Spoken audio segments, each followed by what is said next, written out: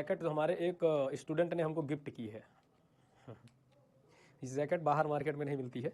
एक हमारे स्टूडेंट हैं अंकित पांडे, वो आईआईटी खड़गपुर से, है ना, आईआईटी खड़गपुर में है। तो उन्होंने हमको गिफ्ट की थी कि सर ये लीजिए।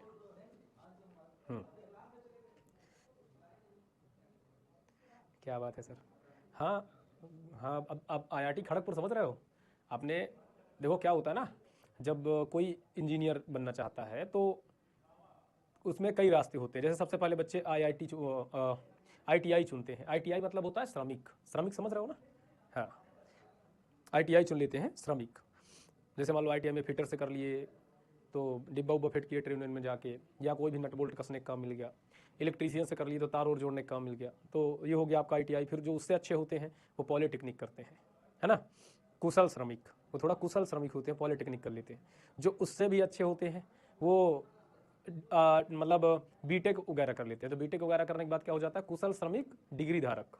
जो कुशल श्रमिक हो गया और वो डिग्री भी उन्होंने धारण कर ली। ठीक है। और उसके बाद अगर चर्चा करें कि फिर उससे भी आगे आता है आईआईटी। आईआईटी के लिए फिर उससे आगे एनआईटी आता है। उसके ऊपर एनआईटी में भी जब सारी हदें पार कर जाते हैं तब जाके कहीं आईआईटी आता है। उसमें से भी आईआईटी खड़गपुर, ये समझ लो इंटरनेशनल लेवल का हो जाता है। अगर कोई भी विदेश में अमेरिका की कंपनी है या कहीं की भी कंपनी है, अगर उसको बच्चे उठाने हैं तो सबसे पहले सर्च करता है। जैसे IIT Kanpur, IIT Kharagpur, IIT Roorkee, ये 3-4 आईआईटी ना हमारे भारत की बेस्ट आईआईटीज़ हैं।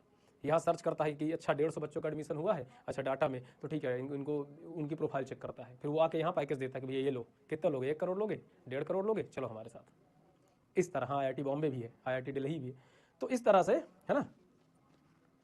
हाँ, तो इसी तरह हमारे एक स्टूडेंट हैं, उन्होंने हमको गिफ्ट की थी जब उनका एडमिशन हो गया था वहाँ पे, आईआईटी खड़गपुर, बेस्ट आईआईटी हमारे इंडिया की।